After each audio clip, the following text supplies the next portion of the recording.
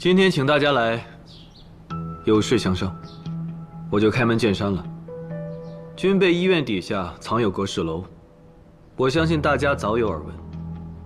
我跟老八、老五下楼查探，在里面确实发生了不少怪事。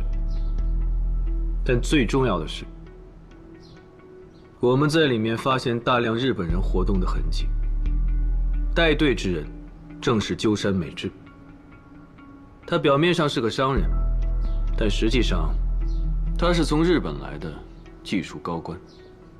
他带着这些人潜伏在长沙地下，他们在寻找一样东西，具体是什么东西，我们尚不清楚。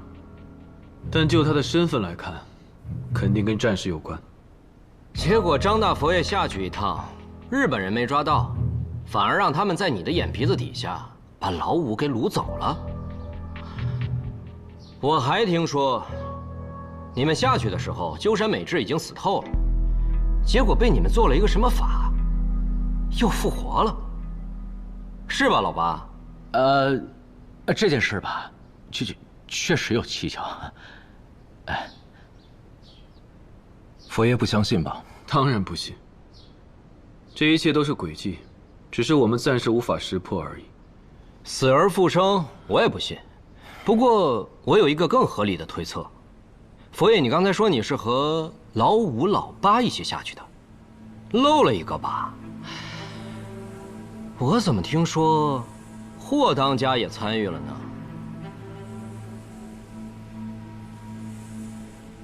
霍家这些年的气势大不如前，要银子没银子，要人手没人手，早就不能吃这碗饭了。佛爷，你为什么还要带着霍家呀？图什么呢？哎，不是霍家，是就带了他一个，这就很奇怪了吧？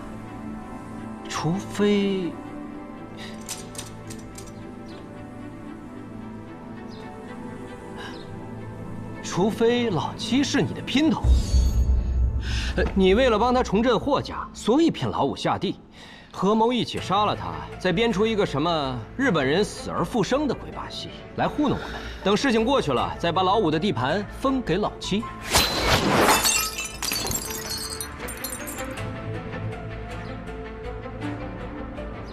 陈皮，你个欺师灭祖的东西，再敢胡说，我杀了你！我说错什么了吗？霍家选你当掌门，不就是为了拿你多赚点钱吗？我告诉你，你搭上佛爷，你这买卖做得不错。闭嘴吧，老四！你乱七八糟说什么呢？老七下去，佛爷根本就不知情。老七下去是奉我军令，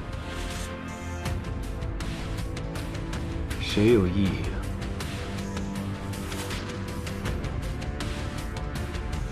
是我向佛爷举荐的。霍当家有一身倒吊下盐矿的好本事，在地下关键时候能救命。他能救命，那我陈皮，够了。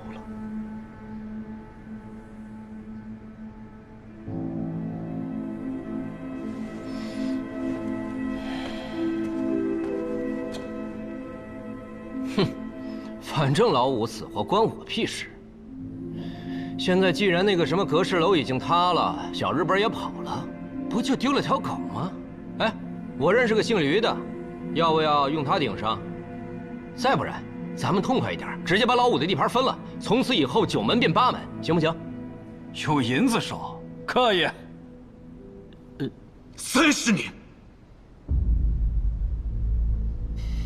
，30年，八国大军打进北平，王爷贝勒们还在争权夺利。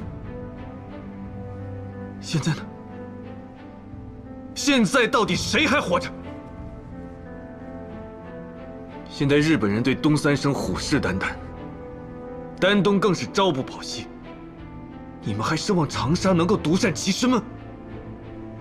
阁室楼里，日本人潜伏了多年，老五被掳走了，这一切并非偶然，他们精心设计，背后肯定藏有巨大的阴谋。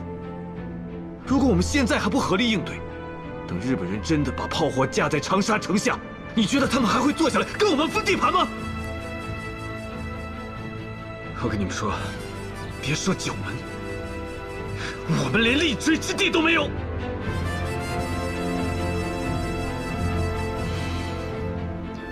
佛爷，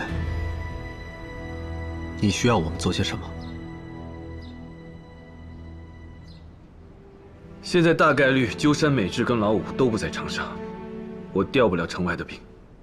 我需要你们的商路、暗庄，还有外线都联合起来帮我查人。好，我们洪家会尽快派人搜查。我觉得日本人抓老五就是为了要做个人质。不可能，他们精心布局，引我们下楼就是为了老五。如果日本人的目标是老五，那老五到底有什么值得日本人如此大费周章呢？老五精通训犬、训鸟之术。老五训狗训鸟多是用来传信寻物，但日本人没带走狗，也没带走鸟。难道他们要的是老五驯兽的本事？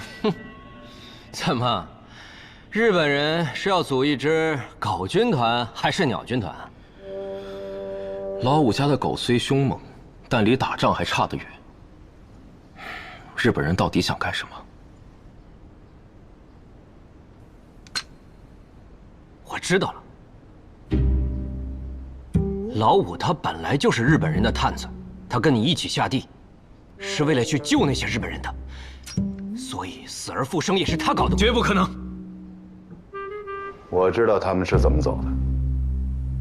佛爷说，阁氏楼就在军备医院的下边，这底下有一条地下暗河。如果他们不是从正门走，那唯一的可能就是走地下暗河。三爷对长沙的地下暗河了如指掌。我需要知道日本人的走向。劳烦三爷带路。好啊。为了这立锥之地，我可以陪佛爷走一趟。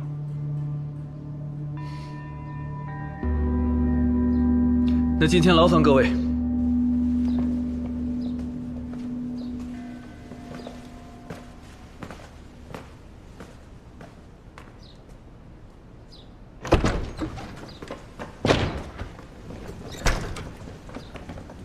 老七，你在院中稍后，我还有事请你帮忙。好。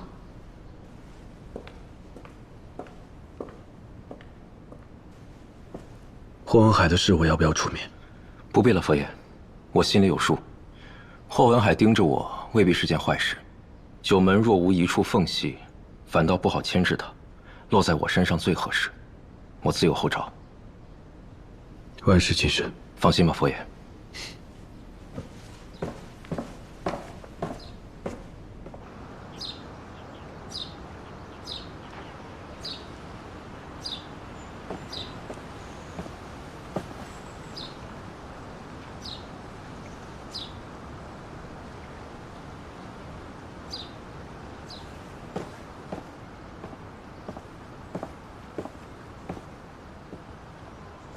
是谁指使你下阁氏楼？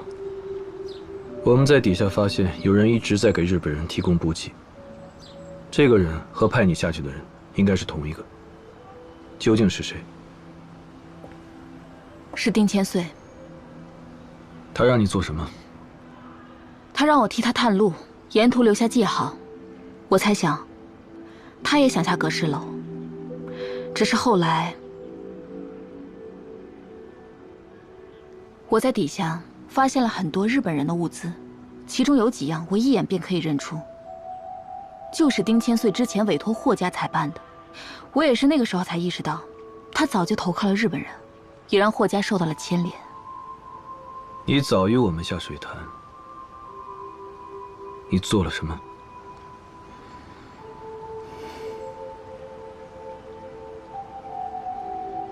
我不想再被人利用了。所以我必须早一步查明真相，弄清楚日本人到底在做什么，也要知道丁千岁究竟打的什么主意，这样才能占得先机，不再成为别人的棋子。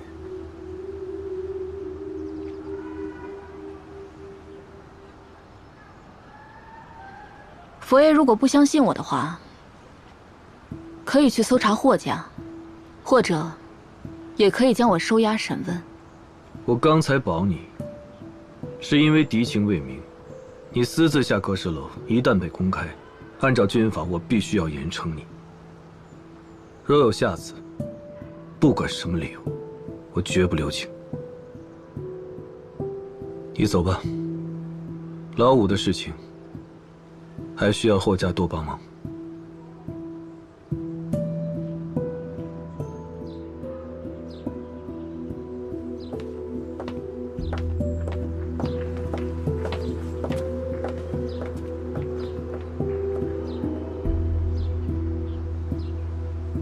有话直说。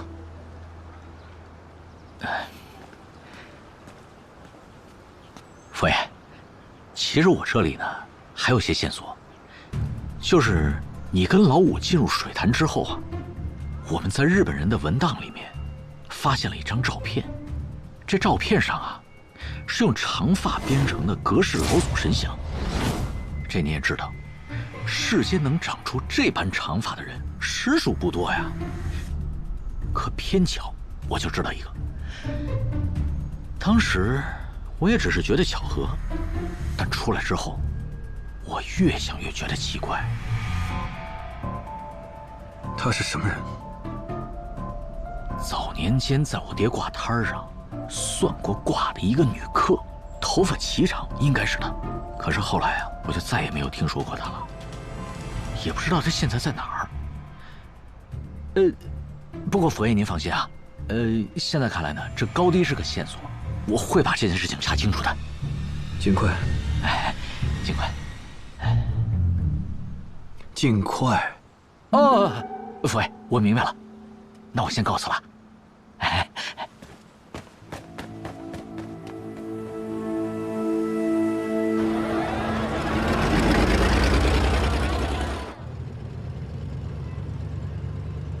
佛爷，看来真是丁千岁在搞鬼，可他不是个阉人吗？怎么会和日本人搭上关系？不只是日本人，他能够在长沙发家，背后主要靠的是美国人的暗中支持。怎么还有美国人的事？这个人的背景非常复杂，极有可能一手通日，一手通美，要动他，没那么容易。小鱼、小静，在，把丁千岁的情况调查清楚。我要把这个人连根拔起。是。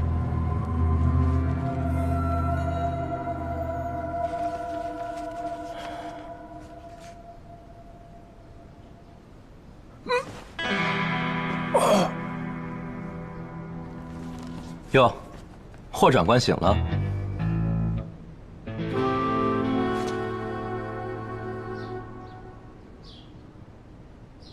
九门那帮人来。霍长官，您误会了。方才您见九门齐聚，气急攻心，一时昏厥过去了。他娘的，不要糊弄我！你们这是擅闯军事禁地，袭击军官，按律我是可以把你们都给枪毙了的。霍长官，九门各家听闻我身体抱恙，一时心急才赶过来探我。他们并不知您奉命将我软禁啊！我放屁！门口都是我的兵，他们是瞎子吧？赵启山是不是也来了？让他过来，让他来见我。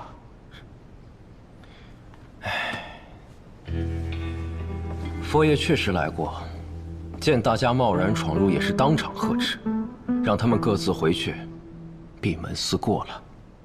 佛爷原本也要追究那些守卫的失职之过，可又想，那毕竟是您的人，他也不便越权处置，所以特地让我代话，还请您自行发落。你话已带到，说谢某身体不适，就先回去休息了。霍长官，近几日当少动些肝火，否则来日落下病根，那可就麻烦大了。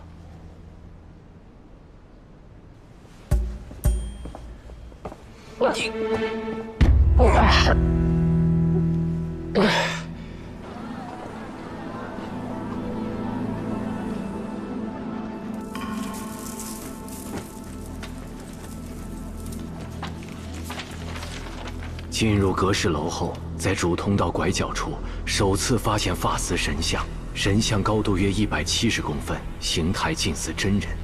编织神像的发质在自然环境下极为罕见。一念苍生，一念命；一念苍生，一念命。再无遗憾，再无憾；再无遗憾，再无憾。一名江湖术士声称亲眼所见，该女子曾偶遇阁氏老祖传教，随即与其信众同行。值得注意的是，这些信徒皆着古代衣饰。发饰装束全然不似当时，皆依循阁氏老祖的服饰而行。经后续追踪调查，那些发娘及阁氏教众，最后现身于西山一座道观。我方多次派人查探，但由于地形复杂且缺乏足够人手，未能进一步确认具体去向。目前该线索暂时搁置，待补充调查资源后再行启动。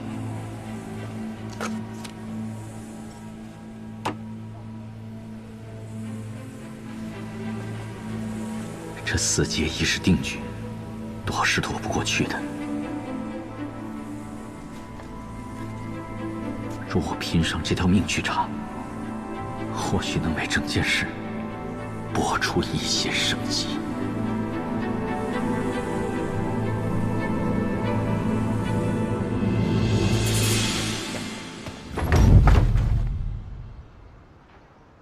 长官，张启山纵容九门私闯谢府，还在谢府里面开什么九门大会，这是公然藐视军纪。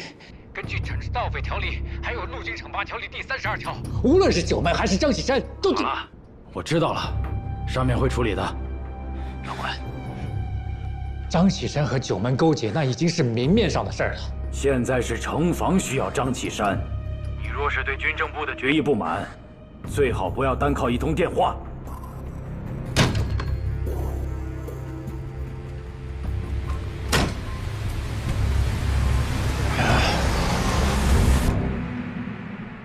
长官，霍文海又来电了，告张启山的状。军政部的意思是要肃清黑帮，可九门那摊子事儿，似乎总是下不了狠手。就是因为张启山吗？当年的头军，是我亲手招的他。后来战场上，是他将我从死人堆里背出来，救了我一命。我与启山的交情啊，不是3、2句话能讲清楚的。难道您打算放过九门？躲不过的。国事当前，这笔账终究是要清算干净了。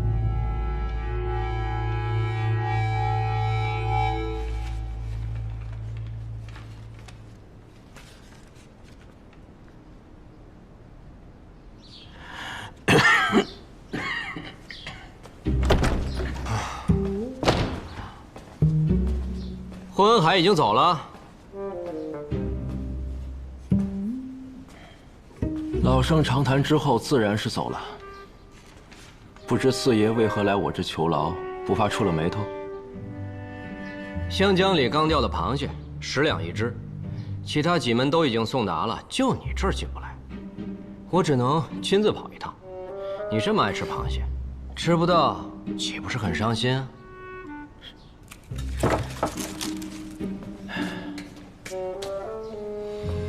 当年你入九门的时候，和老三打的赌，你一直记得，所以年年都送螃蟹，一年也不落下。四爷守信，果然与旁人不同。那是自然，我这般讨人嫌的，要是没个特别拿得出手的长处，还怎么会完成？我陈皮答应过的事儿，天王老子来了也改不了。可你也不用造谣，我喜欢吃螃蟹吧？每年送来的时候都说我爱吃。该不会因为我姓谢，你就觉得我爱吃吧？爱吃不吃，哪那么多废话？哼！困在这儿，不无聊吗？人到了一定年纪就知道，有时候能安稳坐着，已经是一种福气。你要是想出去，我可以想办法，只要不在长沙待着就行。哎，要不你跟着我干，保你过得比现在痛快。如果只是洗脱我的嫌疑，并不难。但只要我还是九门中人，早晚还是同样的结局。不是，我还以为九门里只有我知道，我们都不会有好下场的。九门能立得住，自然有他的道理，但这道理也不是永远都说得通。那时候世道乱，人心更乱，上面忙着打仗，底下人连口饭都吃不上。没了权力的约束，民间就自发生长出了替代性的秩序。九门不过是应运而生罢了。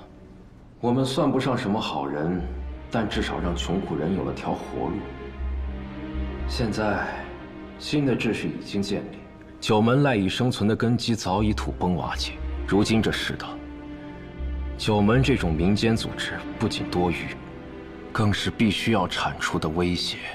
老东西早晚都得完，有什么可留恋的？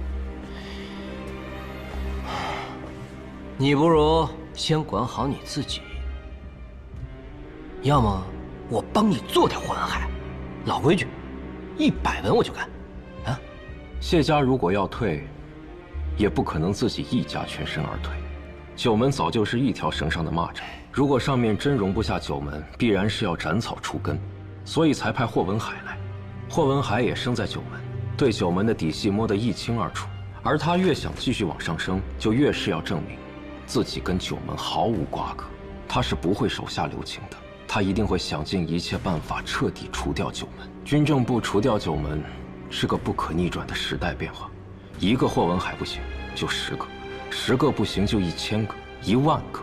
所以九门的结局早已注定，你、我都逃不掉。既然你想得这么清楚，还有什么放不下的？很早以前我就知道，九门必死，但如今有了新的变数。什么变数？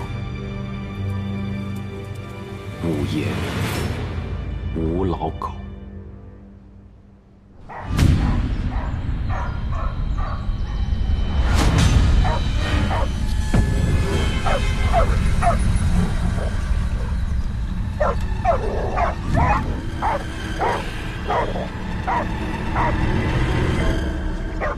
你醒了。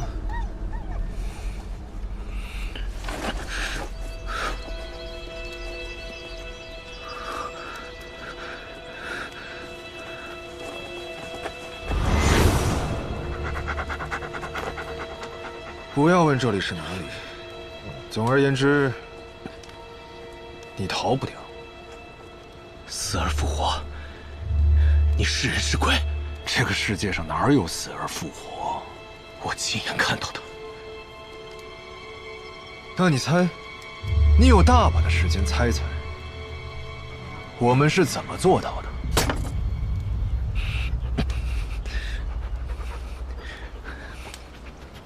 任何人看到这种情况，都会认为是法术吧？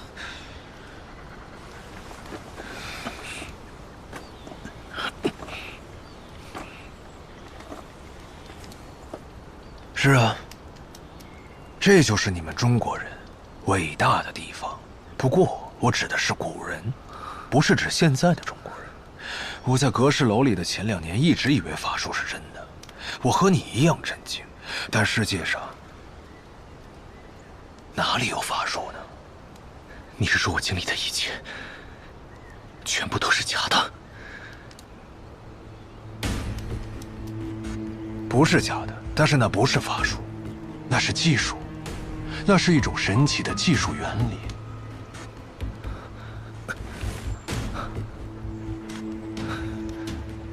技术原理？是的，几千年前，中国的古人就知道了这种技术原理。但到了现在，你们反而不知道了，以为是法术。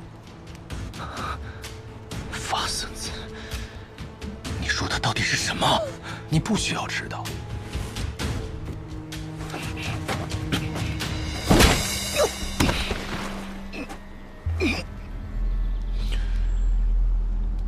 起来，起来，起来，五爷，五爷，来，五爷，我请你到这儿来，是想请你帮我训练一种特殊的动物。拜托了，如果没有它，我就无法进行我的下一步计划。我不干。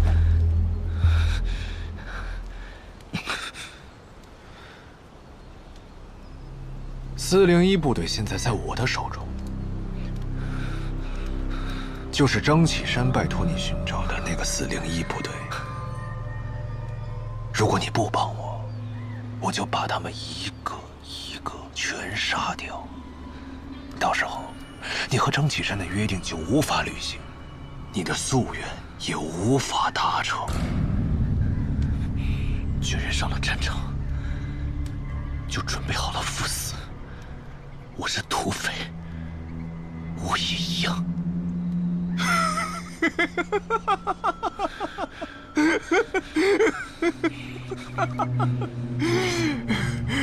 不，我不这么认为。在我的研究里，士兵和土匪绝对不是一件事情。你要是把土匪惹毛了，把你天皇的石柱牌都给卸了！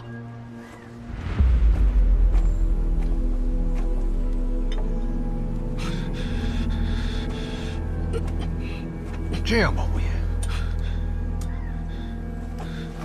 先听我给你讲个故事，好解除你心中的一些疑惑。4年前，我潜入长沙阁氏楼，是为了探寻殷长生之秘。我被迫滞留地下，一困就是3年，直到你们当中的第一个蛀虫出现，事情才有了转机。我以为只要砸下足够的钱，就能轻易摆平这种事，毕竟人全都是贪婪的。可我万万没想到，他们花了那么长的时间，竟然只找到了丁千岁。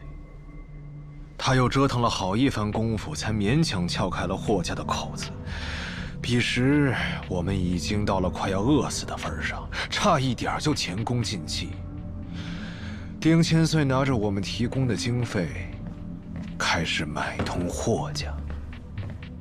霍家要想继续站在九门之列，那就得有人伸手相助。钱我有，路子我也能租，霍家也得为我出一份力。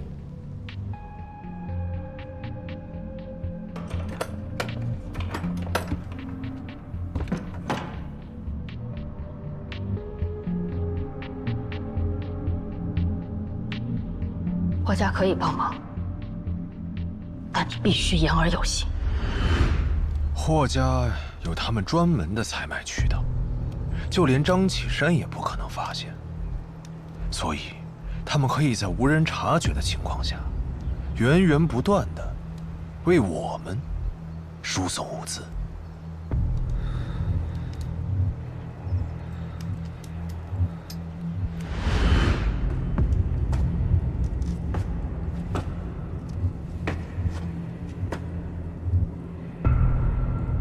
而我在探查阁氏楼之际，发现山体上有一处裂缝，可与外界相通。虽不足以容人出入，但要做些别的事情，却绰绰有余。比如，让丁千岁把物资扔下来。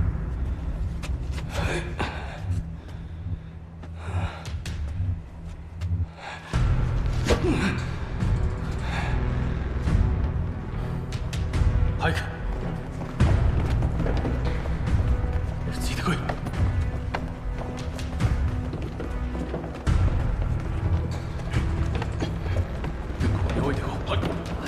有了粮食之后，我们在地下的生活稳定下来。我知道自己短时间内难以离开，便潜心研究阁氏楼的秘密。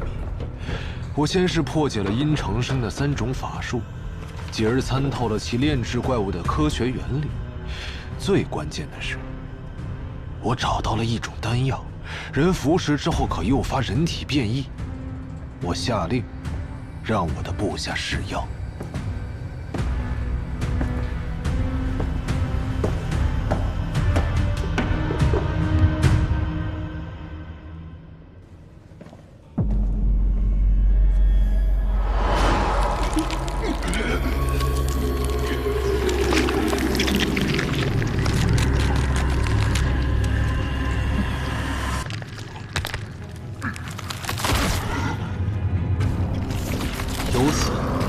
终于有了一个人可以攀爬悬崖，离开阁氏楼了。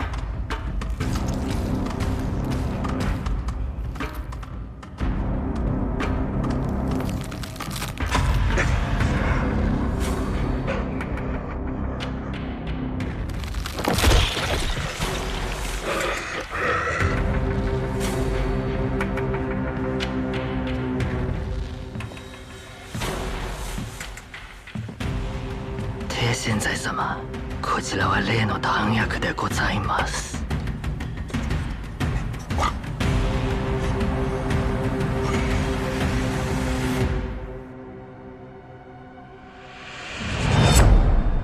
我在阁氏楼里整整困了3年，3年，我几乎参透了这栋楼里所有的秘密。所谓阁氏楼，不过是一个被精心设计的巨大骗局。随着我的研究越来越深入，我发现这阁氏楼也不过只是一个起点，它通向一个更加神奇的地方。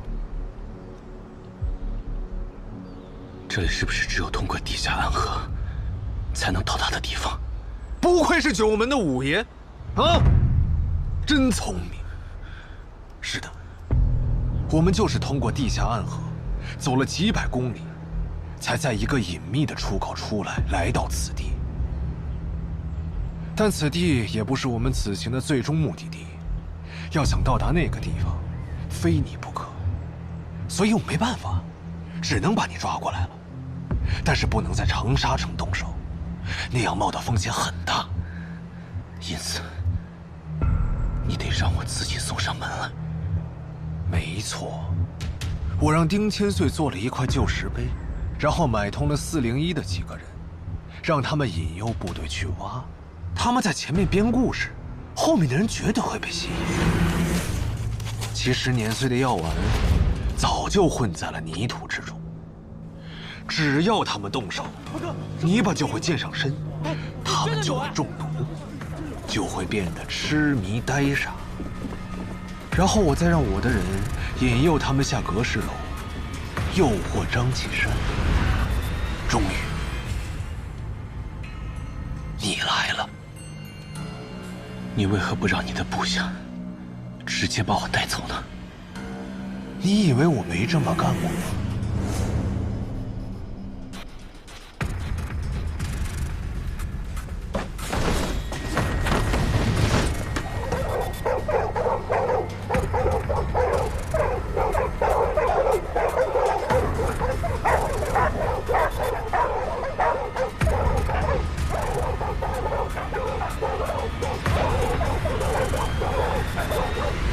我深知你和张启山的能力，一旦阁氏楼暴露，我们就只有一次出手的机会，我只能勉强一搏。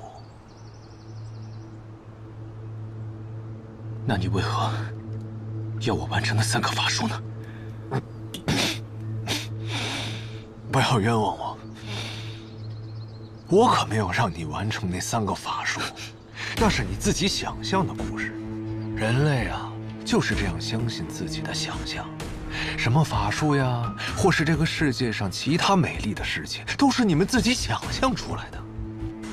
看来我的判断全错了，你并没有逼我完成那3个法术，这都是我的臆想。你什么毛病？有3个法术吗？真的做过判断吗？真的有法术吗？什么意思？把话说清楚。你现在的疑惑，正是那个秘密所带来的效果。正是那个秘密，让那个楼里的法术看起来跟真的一样，让所有人都相信格氏老祖靠他创立了邪教，殷长生是真正的仙人，他的信徒对他们的神力深信不疑。你现在也是他们的信徒。我们日本人是坦诚的，我坦诚地告诉你这一切。敬我一杯。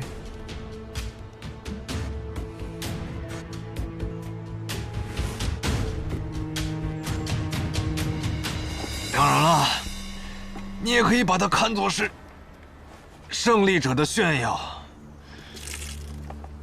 毕竟，我这个计划用了整整3年才成功。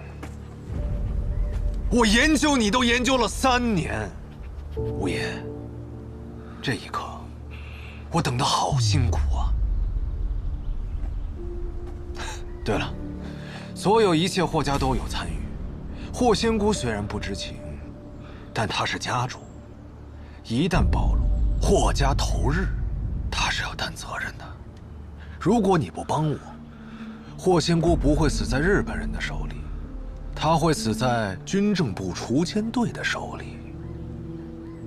我知道你还想逃走，但事已至此了，你只能一边帮我训练那个动物，一边找机会逃走。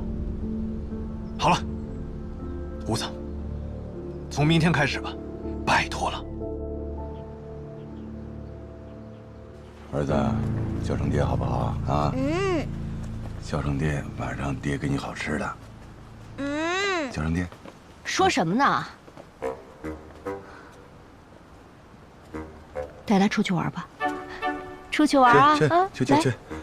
嗯。好，出去玩啊！哎。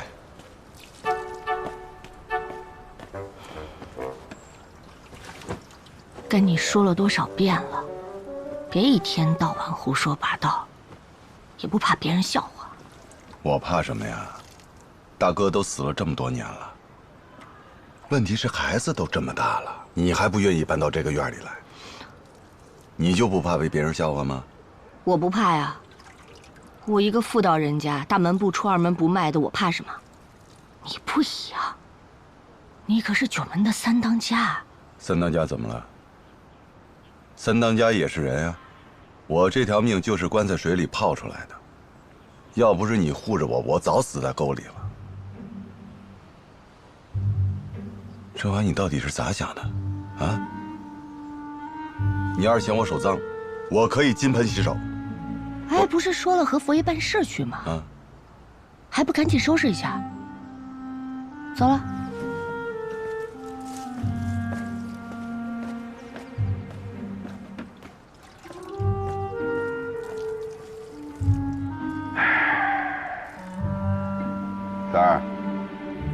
三儿，三爷，你过来。你说你嫂子……三爷，您不是要跟佛爷出门吗？我去收拾东西。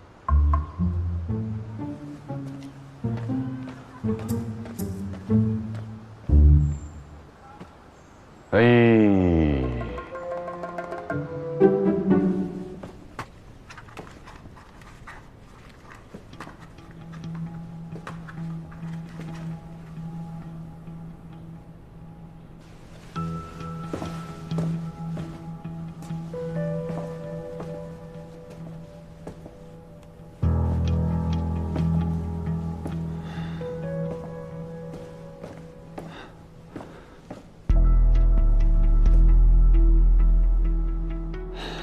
怎么会没有丁千岁的名册呢？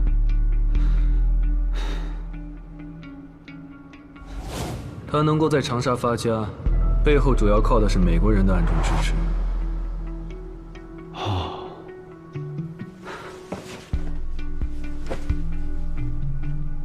去请三爷。是。佛爷，三爷已经到了，在门口要见您。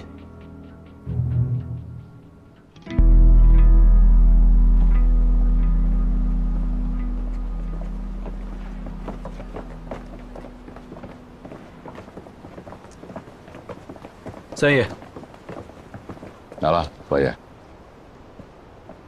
你的人呢？都候着呢。你就带这么几个人啊？带几个精锐的就够了。啊。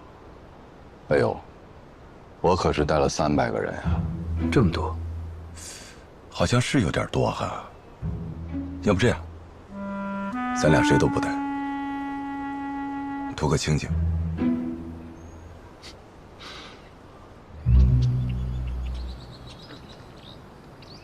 找地下暗河，为什么往山上走？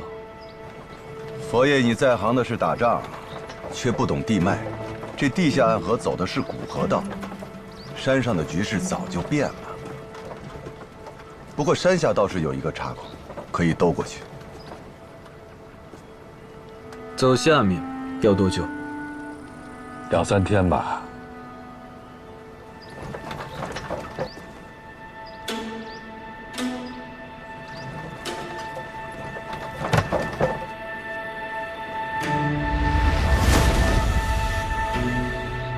累了，在这歇会儿吧。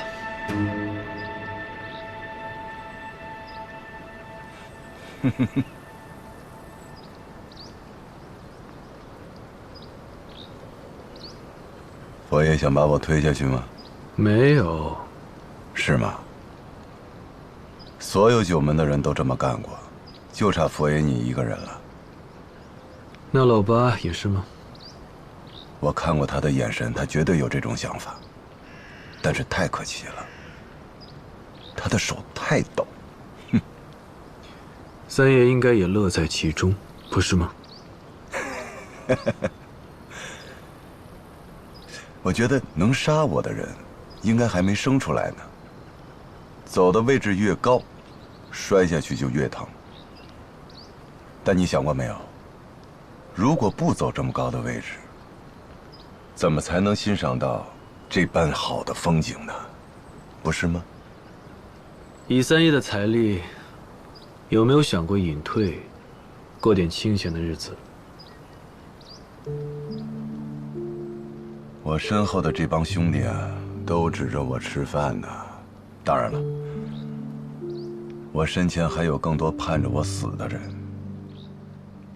所以你说我这身子骨，一旦闲下来了，我估计都不用我种，它坟头草就已经长满了。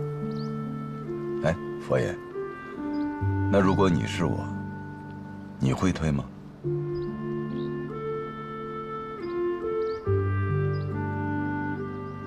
所以啊，别想那么多，而且想多了也没用。眼下这个事情是倭寇惹的祸，咱们只要齐心对外就行。我估计日本人都没有想到，有朝一日，他会让我这么一个废人拦住了路。啊？三爷不要妄自菲薄，在九门里，最纯粹的，一直都是三爷。我们或多或少都沾染了一些杂味，希望三爷可以一直保持住这份纯粹。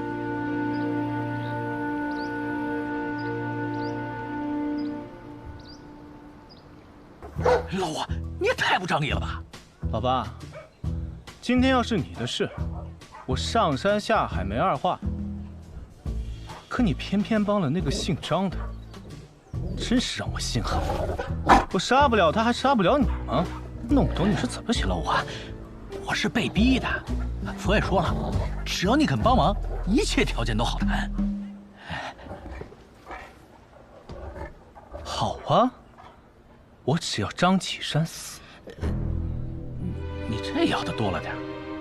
其实佛爷来到了长沙，长沙确实太平不少，那些日本特务都被他清出去了吧？功过相抵，咱这件事啊，能不能就翻篇了？你说的有道理，老爸。我宰了你，啊，再帮你把家里打扫打扫，也算是功过相抵，翻篇了。卷帘天魔，我爷，八爷今天要是不答应的话，晚上就支个锅，给狗子们加个餐。天征，感受。哎，不至于，不至于，不至于，兄弟们，不至于。哎，你看看，还是老样子，别动不动就要杀人嫁祸的。这次来啊，我真是带了好条件来的。你听我说完，再吃我也不迟嘛，是不是？哎，你今天这么全心全意的帮张启山，你到底站哪头？我当然站你这头了，五爷。这张启山，他张启山算个屁！哎呦，听见没有啊？大庭广众之下，胆敢妄议长沙不防官，胆子也太大了噻！来人，把棺材抓回去，焖出撤水，下锅炸，拿去下饭。哎，不用，五爷，不要！佛爷玩我也就算了，你也玩我呀？你们二位爷能不能放过我呀？放过你？当年发生的事情，你最清楚了。你觉得我还有可能帮张启山吗？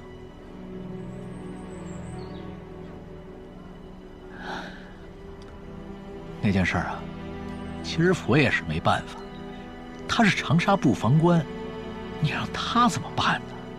如果是他张家人呢？哎，老五，是这样，你们一定得见面好好聊一次。佛爷这些年也变了很多，这一回他真是牵连了上百条人命啊！上百条，你仔细想想。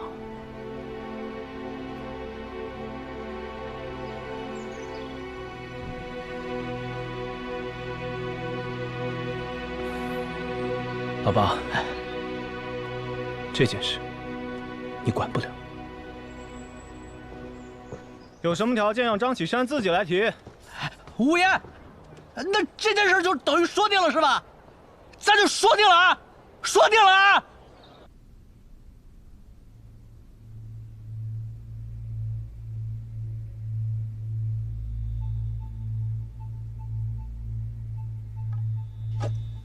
这地下的砖，看成色不超过80年。玄武岩制砖，烧制时掺了金丝增强硬度。这砖，普通窑厂根本烧不了，附近必有大型砖窑。佛爷，长沙周围大型砖窑厂我都查过了，符合要求的总共有5家，分别是发源、天心、浏阳、湘潭，还有衡阳砖瓦厂。玄武岩在烧制的过程中会产生大量烟尘，所以不会选择在市区里，更不会设在运输不便的山区。那去浏阳砖瓦厂。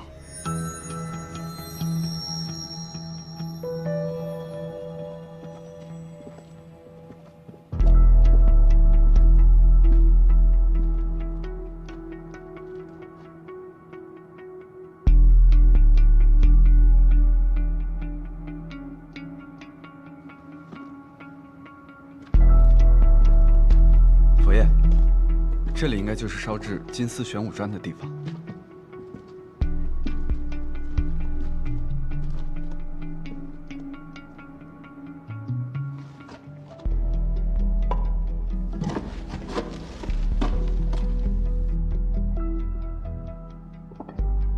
佛爷，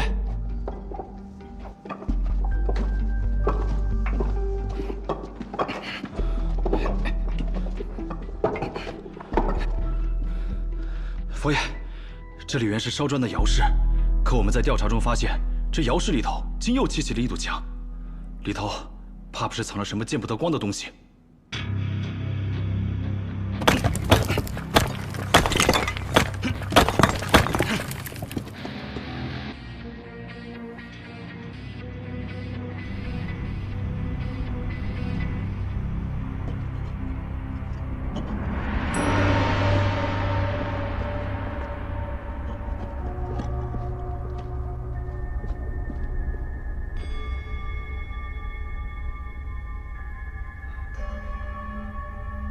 佛爷，这应该是当年那批窑工，全部都被灭口了。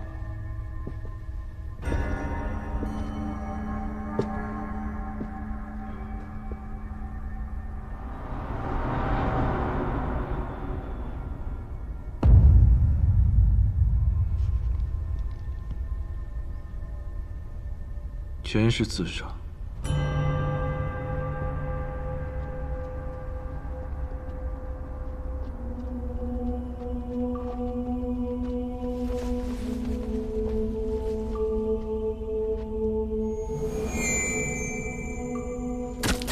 毫不犹豫，按照教规，他们一定觉着死后可以获得某种奖励。以尸体排成太极，这个衣柜极其狂妄。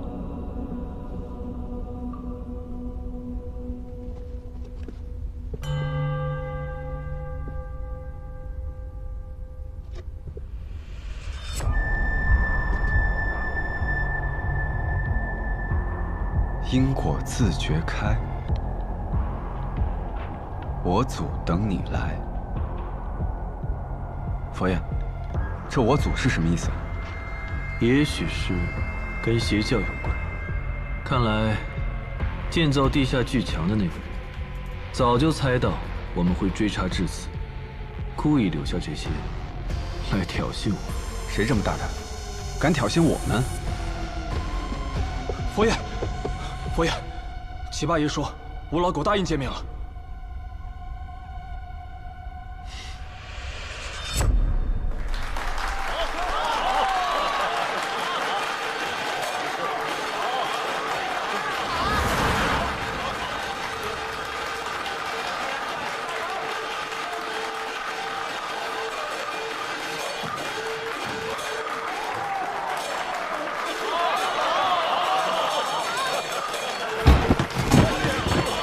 走。哎，五爷，这回又不听完啊？为啥咱们每次看到这段都走啊？后边孙猴子就要被抓了，这结局不好。那这猴子闹来闹去的，不该抓吗？玉皇大帝和那帮神仙们只知道要抓人，可他们从来没想过，一只猴子为什么要大闹天宫啊？因为他不满那些神仙定下的规矩，这错的规矩就得改。五爷，您真要跟张启山见面啊？我总觉得有点不对劲，这肯定是他做的陷阱啊！西天取经，我这一路可走得太久了。张启山那小子，平日里眼睛都长脑壳顶了，明知道我恨他入骨，这次还是要来找我。卷帘天蓬，咱们的大闹天宫马上就要来了。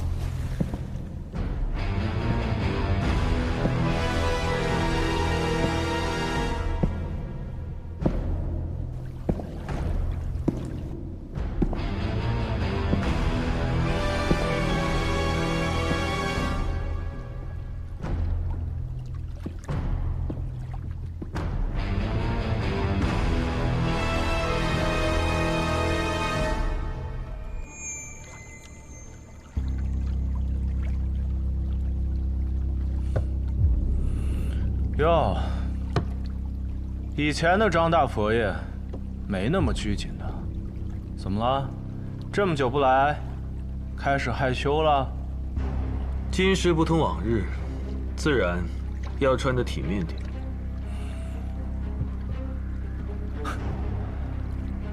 九门两家结仇，相见就要坦诚相待，这是你定的规矩。水不如之前那么热了，人心肠更凉了而已。事情八爷都跟你说了吗？你什么事都要找老八来跟我说，该不是你真的觉得没脸见我？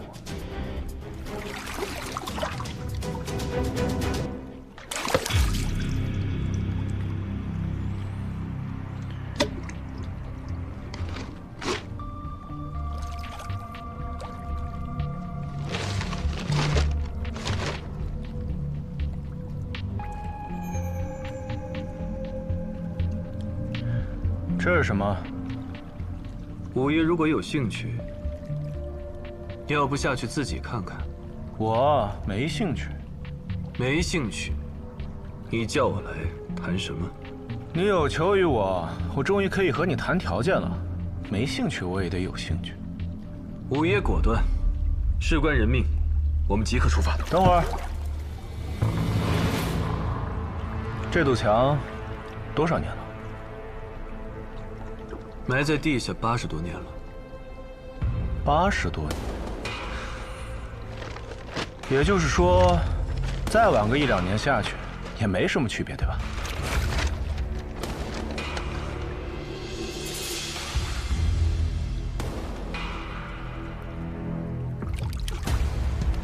你肯见我，肯定不是来跟我废话的，直接进入正题。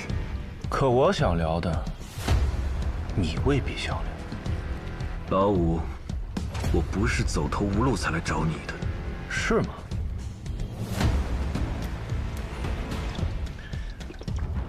哎，我捡到个东西，也不知道是谁的。你正好是当官的，看看。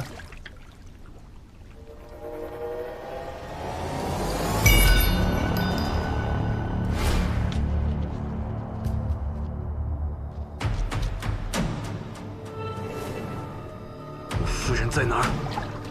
我捡的是个东西，不是女人。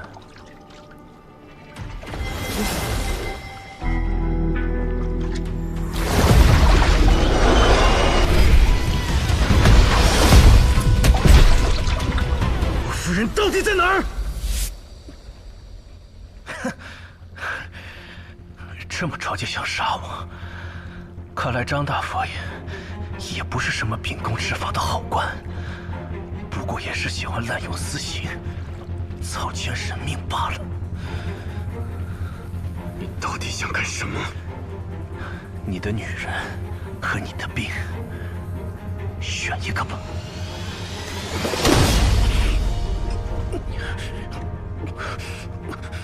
身为9门中人，五爷违背了自己的誓言，对一个普通百姓下手。你居然还有脸说尹新月是普通百姓？你张启山能杀人，我为何不能？用他1条命换127条人命，这还不值吗？看来你还活在以前。不，我只活在那一天，你开枪的那一天。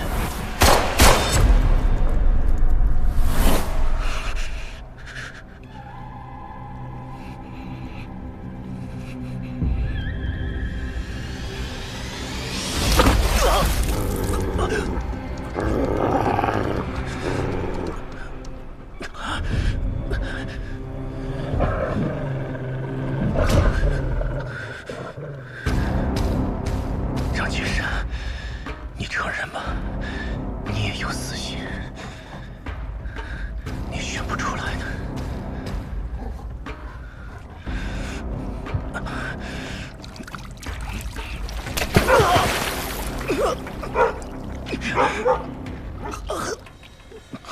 从你的脊椎卸掉块骨头，你死不了，但将来会变成个废人。时间越久，你越动不了。我连死都不怕，还怕残废吗？你不怕，但你的兄弟们怕。他们会来求我救你，肯定会放了我的夫人，也会带狗救我的士兵。小猪，咬死我！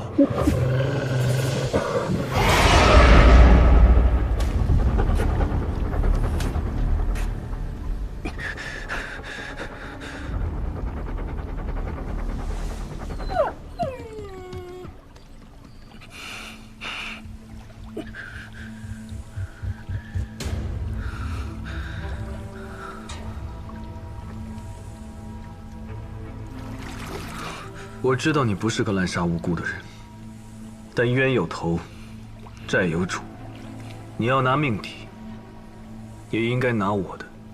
开个条件，我要你消失。你的女人可以还给你，我也可以帮你救人，但你必须退出九门，远离长沙，永远不想见到你。可以，你肯答应？我退出九门，谢九会接替我的位置，我很放心。我答应你，一言九鼎。我不信。那就立字据。我不写字据。那你想怎么办？发毒誓。可以。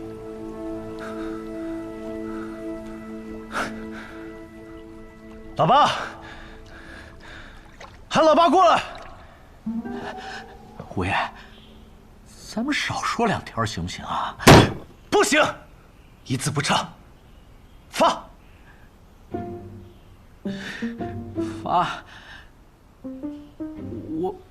我发誓，今天见证张大佛爷跟狗五爷立约，如果五爷能够救出医院底下消失的人，张大佛爷他就退出九门。如果我未能守信督促此事，我从今往后无论挣多少钱都亏光，店铺有一家少一家，老邪侠在我这里就断根绝死，再无后人。如果佛爷他未遵守誓言，五爷就可以不遵守九门的规矩，跟张家互相杀伐，谁都不能干预，行了吧？啊！讨厌死了你们两个人！退，把人救出来，我退出九门。就这么说定了。什么时候出发？明早8点。我夫人呢？放心，我说到做到，一口唾沫一个钉，绝不反悔。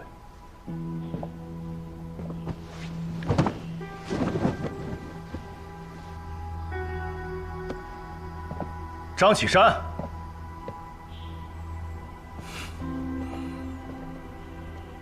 这事我应你了，但话得跟你说清楚了。我做这桩事，不是为了帮你，是为了帮那些还下落不明的人。你给我进脑壳里去！我和你之间，永远横着一条人命。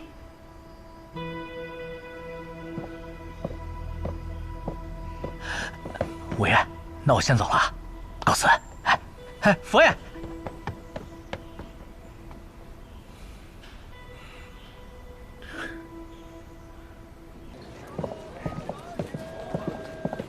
佛爷，你等等我，佛爷。我跟你一块儿回去。老爸，我在你心中是个什么样的人？啊？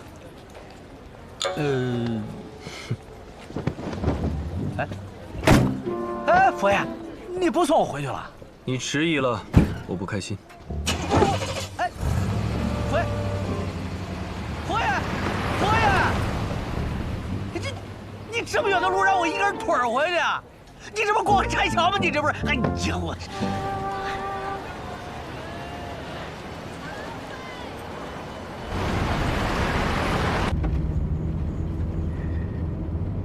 佛爷，我已经让他们封住了那个洞，我们下去也要小心中邪。中邪还能传染？神神鬼鬼，必有阴谋。挑选一些精锐的，做好准备，明天天一亮，立马出发。是。夫人那边，高武不会食言的，他只是不识字，但不是小人。不过依夫人的脾气，回来了恐怕也……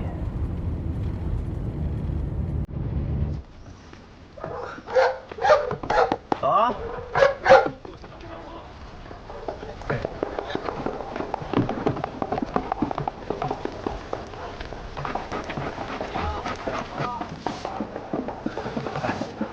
五爷，五爷，怎么样？放心吧，我跟天蓬一直看着呢，屋里一点动静都没有。估摸着是药效没过，佛爷夫人都没醒呢。这没醒就好。绑架别人老婆虽然是没办法，但也太丢人了。趁他还没醒，赶紧给他送回去。开门。好。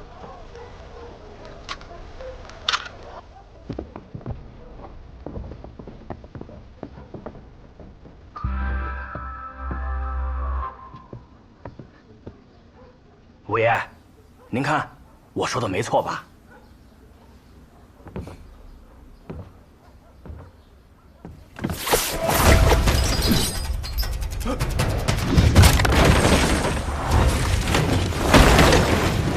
五爷，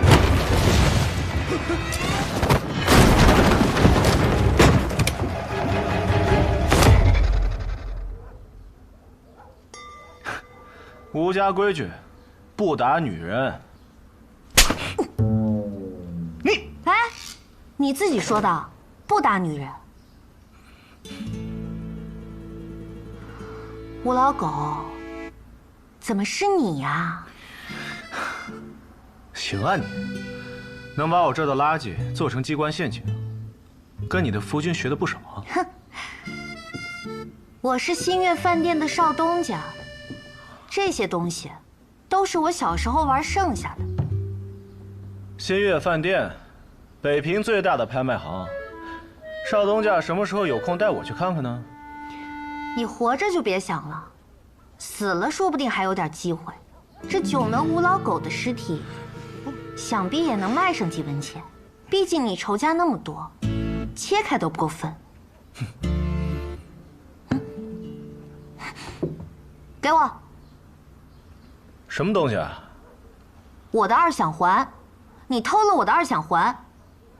那是我夫君给我的定情信物，很重要，你快还给我！哼，你快给我，你快点儿！你别动手！给我！哎，你绑架我，是想对我夫君做什么？瓦孙子，你们夫妻俩还真是一样。哼，不是一家人，不进一家门。要不怎么是我夫君呢？我跟你夫君已经谈完了，一会儿给你送回去。你们谈什么了？男人之间的事你别管。狗屁男人！说，你到底和我夫君谈什么了？你不说是吧？那我就杀了你，这样不管你们谈了什么都不作数了。赶紧动手！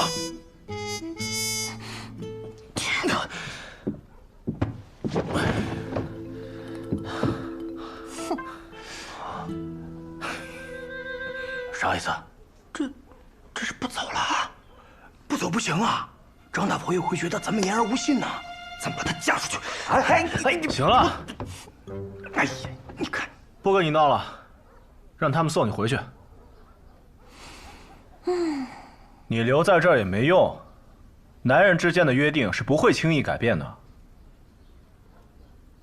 行，我让张启山亲自来接你。吴老狗，看来你不了解女人，也不怎么懂男人嘛。你觉得，如果一个男人知道自己心爱的女人受欺负了，还会继续跟你合作吗？我的姑奶奶，你到底想怎么样？所有一切重谈。不可能，张启山必须退出九门。退出九门？你和我夫君的约定是要他退出九门？哼，我就实话告诉你吧，他让我帮他找401部队，说他们消失的地方十分危险，九死一生，但只要把人找到，立刻退出九门。他答应你了？答应了。太好了！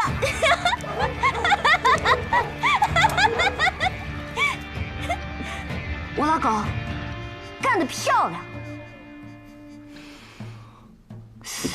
你刚才说吴家的规矩是不打女人，对吧？哎，你们俩也参与了吧？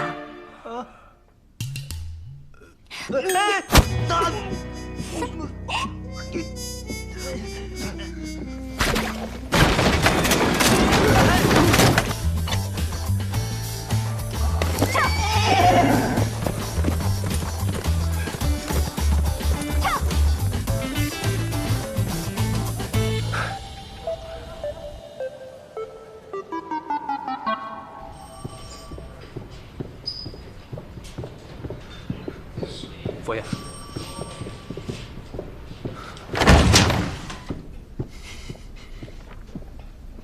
你没事吧？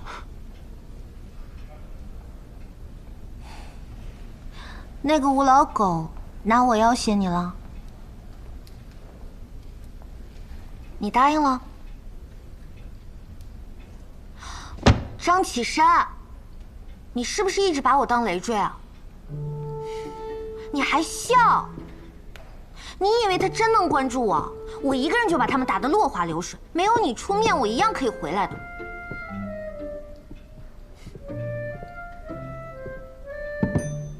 我买了你最爱吃的糕点，你应该饿了很久吧？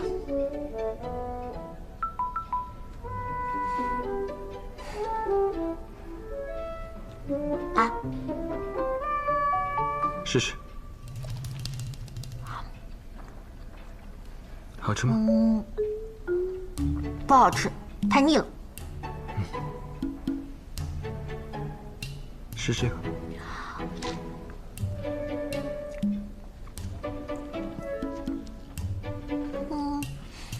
还可以吧。3级摘的核桃酥还不错，可以再买点到府上。老三黄的难吃，别买。是佛爷。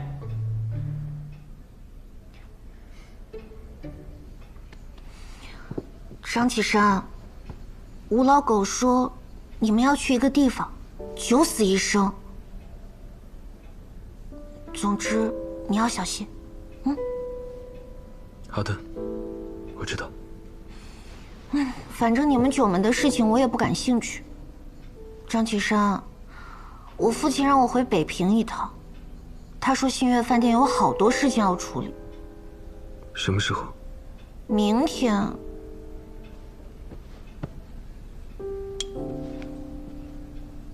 等我办完事情，立马回北平找你。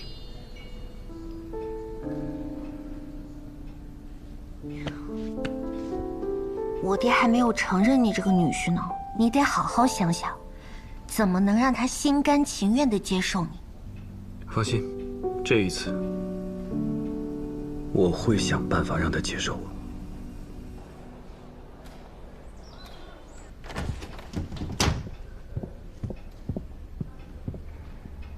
佛爷，军政部来电。启山，九门的事，你考虑的怎么样了？不要再拖了。